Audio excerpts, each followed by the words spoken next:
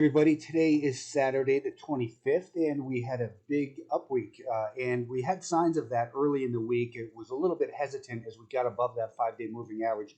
We did rally initially and pretty much closed each day above the week to date volume weighted average price. That's that blue volume weighted average price in there. We came down, tested the 5 day moving average, and as I mentioned on Twitter on Thursday, it looked like we were headed for the volume weighted average price from the high that it made this month. And we not only got up to that, but we exceeded it. Buyers are in control for the intermediate term. We're above a rising 5 day moving average. Let's just go back to that for a moment to take a look. Because again, this is what I spoke about all week on Twitter, that it was becoming more bullish, but a little bit hesitant. They didn't make it easy for us with all this back and forth, but it maintained above that 5 day moving average all week. And of course, that led to the bigger rally here that we saw unfold.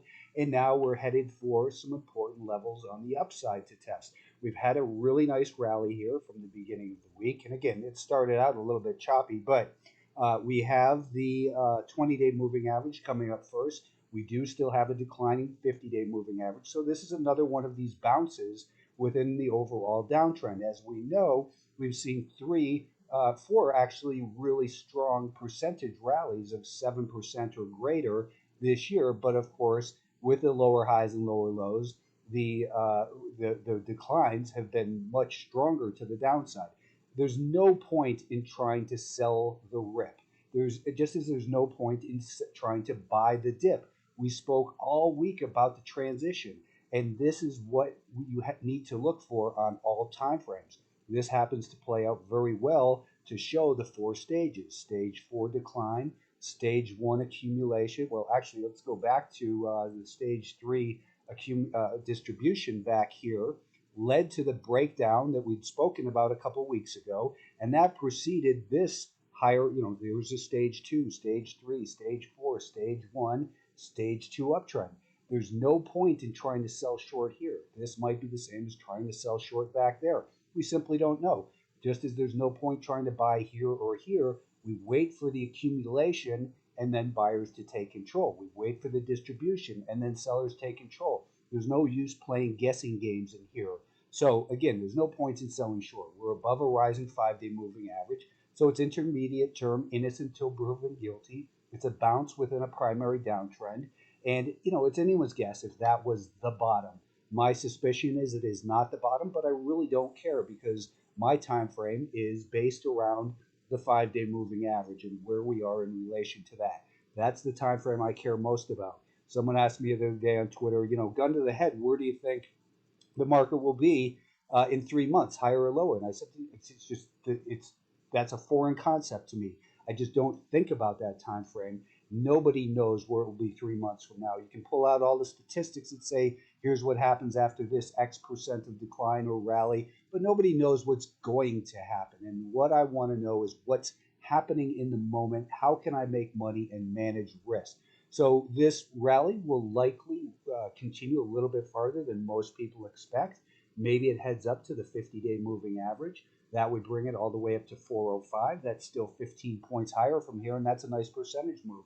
That's worth capturing. The question is, do you want to buy it right here where it finished on Friday, or do you want to see it rally a little bit, then maybe pull back and test the volume weighted average price from the high that it made earlier this month and buy as it's emerging again? Because we're a little bit extended from that 5 day moving average now. So always be aware, where has it come from? Where does it have the potential to go? The NASDAQ, of course, very similar situation.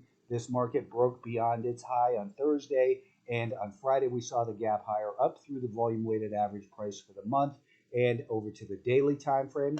We're at the 20 day moving average, which is declining. Perhaps we head towards that declining 50 day moving average. Maybe we head all the way back for a test of the COVID anchored volume weighted average price. It's anyone's guess. People will try to sound smart and say, here's where resistance is. What we look at is a potential area of resistance where this prior support is, but it might just blast through there. It might run up there, hit a brick wall, and completely fall apart. I don't think that's likely, but we want to be aware of what's most likely, not what's possible, because in the market, anything is possible. The Russell 2000, of course, bounced from the volume weighted average price all the way back to, let's take a look at that weekly time frame. And that goes all the way back to 2016. We spoke about that as a level of interest, not always a level to do business. And here we are getting a nice bounce up to the declining 20-day moving average, up beyond the volume weighted average price from the high of this month. And of course, as it took out that uh, anchored VWAP from the CPI number on Thursday, it led to big follow through on the upside on Friday.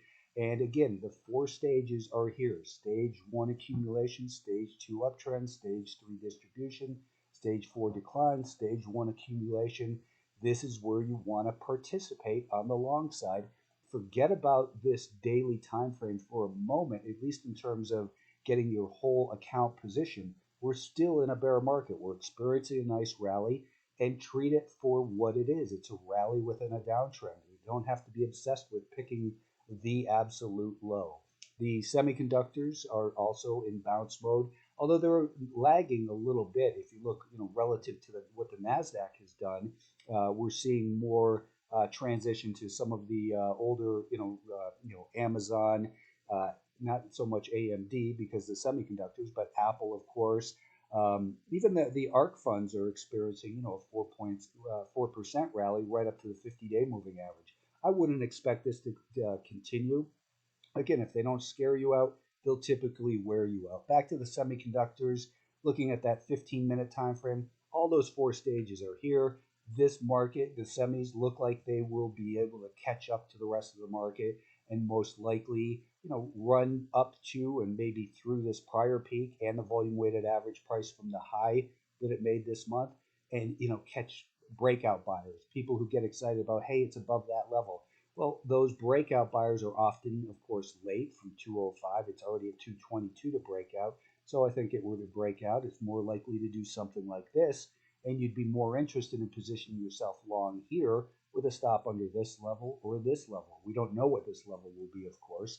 The biotechs have been the leaders lately. Of course, all year they've been the worst group.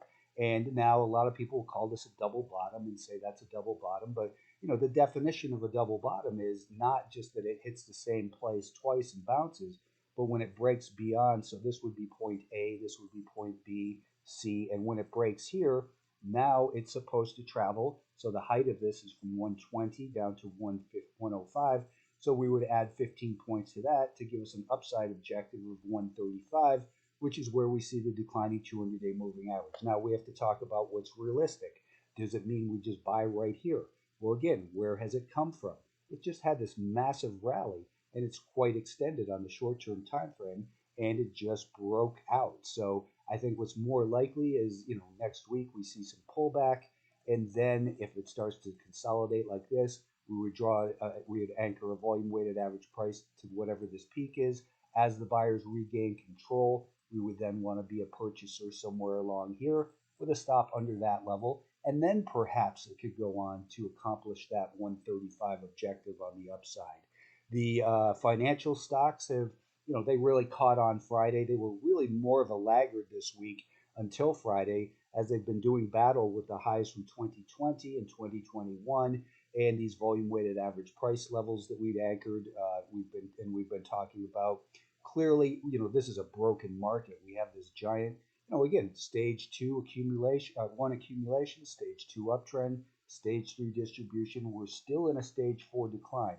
Let's break that down to the daily time frame. And we can see that, we still have this pattern of lower highs and lower lows. But if we're to get a bounce, how high could it go? The 20-day moving average, the 50-day moving average, maybe the volume weighted average price off of this peak would be something we want to keep an eye on, of course.